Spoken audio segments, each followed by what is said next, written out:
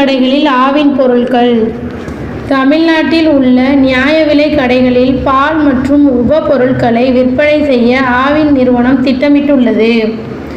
தமிழ்நாடு அரசால் நடத்தப்படும் ஆவின் நிர்வாகம் பால், தயிர், நெய், வெண்ணெய், பன்னீர், ஐஸ்கிரீம் உள்ளிட்ட பல்வேறு பால் உப பொருட்களை ஆவின் பாலகங்கள் மற்றும் சில்லறை விற்பனையாளர்கள் மூலம் பொதுமக்களுக்கு விற்பனை செய்து வருகிறது. இந்நிலையில் ஆவின் நிறுவனம் தனது பால் உப பொருட்களை நியாய விலை கடைகளில் விற்பனை செய்ய திட்டமிட்டுள்ளது.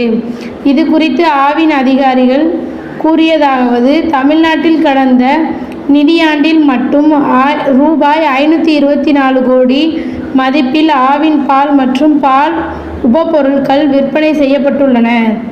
விற்பனையை மேலும் அதிகரிக்கும் நோக்கத்தில் கடந்த சில மாதங்களாக பால் உற்பத்தியாளர்கள் கூட்டுறவு சங்க நிர்வாகிகளை மொத்த விற்பனையாளர்களாக நியமித்து அவர்களின் மூலம் ஆவின் பொருட்கள் விற்பனை செய்யப்பட்டு வருகின்றன.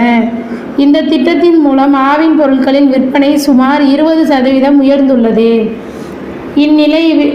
இந்நிலையில் விரைவில் மாநிலம் முழுவதும் உள்ள நியாய விலை கடைகளில் ஆவின் பொருட்களை விற்க திட்டமிடப்பட்டுள்ளது. இதற்கான சாத்தியக்கூறுகள் குறித்து ஆலோசனைகள் மேற்கொள்ளப்பட்டு வருகின்றன.